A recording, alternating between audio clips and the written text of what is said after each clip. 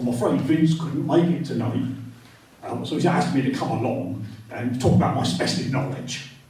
My name is Bob Plum, and I've been a carpenter for so many years, and I've worked on jobs all around the world, although in fairness, mostly in Hampshire.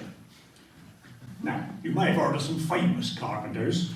The most famous one lived thousands of years ago. He created miracles for those around him. Oh, what was his name? Jesus. Geppetto, that was his name. He made that Pinocchio puppet. Oh, and there was Ellen of Troy, BC. Yeah, she had a massive arse, which she allowed many Greek soldiers to enter. Oh, and there was Karen Carpenter as well. Well, I don't think she did carpentering. Oh, that was her brother. Right. So, now, in case you didn't know, a carpenter works mainly in wood. Now, I did know one who worked mainly in Basingstoke. But it's wood what I want to talk about today. If you get a good old grip of your wood, you can tell whether it's hard. Sometimes it's soft. Oh, and it comes in oak as well. It's a very flexible product, is wood. Not as flexible as, say, rubber or anything like that, but it's still flexible and can be used in many ways. And it comes in lots of shapes, but usually in oblong shapes, naturally sourced, direct from B&Q. It's a strong product, is wood.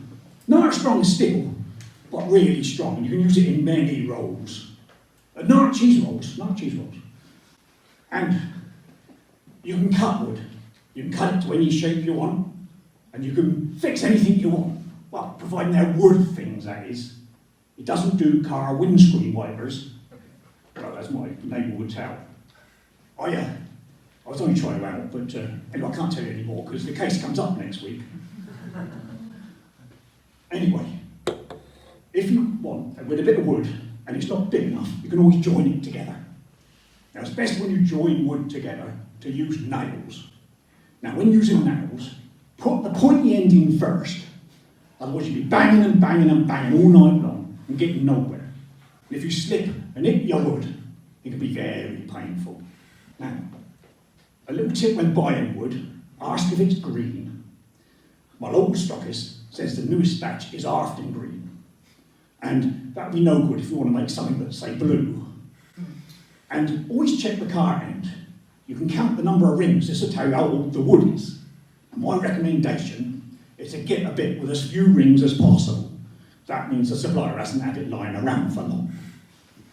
Right, now, when you're handling your wood, it can be very sore. And you can sometimes get splinters, which are like wood, but a lot thinner. And be very careful with the outer skin, because you may have heard the expression, its bark is worse than its body.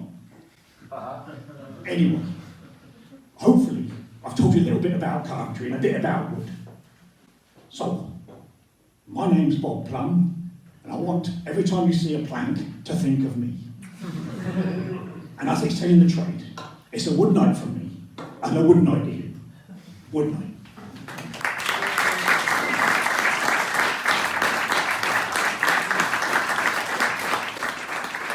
Bob Plum, ladies and gentlemen. Thank you very much for that, Bob Plum.